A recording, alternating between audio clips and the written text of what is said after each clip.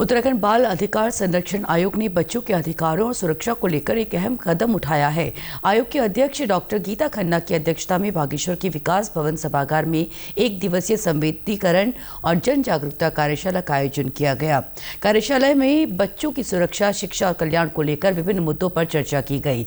इस मौके पर आयोग के अध्यक्ष डॉक्टर गीता खन्ना ने कहा कि हमारा उद्देश्य बच्चों को उनके अधिकारों के प्रति जागरूक करना है। सभी विभाग मिलकर समन्वय से कार्य करें और बाल श्रम, बाल विवाह, शोषण और नशे से बच्चों को बचाएं।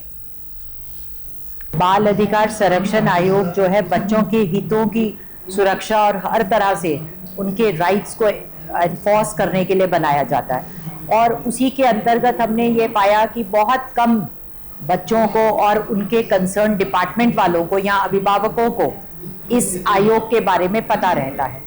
तो उस बात को विस्तृत जानकारी देने के लिए बच्चों के बीच में, अधिकारियों के बीच में हम हर जिले में जा रहे हैं और जिला स्तरीय कार्यशाला का आयोजन कर रहे हैं, जहां पर हम उनके अधिकारों पे चर्चा करते हैं, क्या क्या वो जानना चाहिए, हेल्पलाइन क्या है और कैसे वो हमसे संपर्क कर सकते हैं।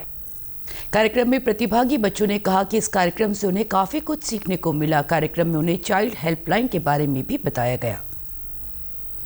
इस कार्यशाला सभी बच्चों को एक सीख मिली है कि हमारे संविधान यानी कि कॉन्स्टिट्यूशन ने हमें ना केवल संवैधानिक अधिकार यानी कि राइट्स से रखे, बल्कि as a citizen of the country हमारे देश के प्रति कुछ फर्ज भी है, जो हमारी ड्यूटीज़ है। हमारी फंडामेंटल राइट्स के साथ हम सभी को फंडामेंटल ड्यूटीज़ भी मिल रही है। हमें ये पता लग रहा है कि हमें कौन कौन से राइट्स मिले हैं और हमें कहाँ कहाँ हमें ऐसी चीज़ें हैं जहाँ पर हमें रुकना चाहिए, यहाँ पर हमें सिक्योरिटी मिलती है।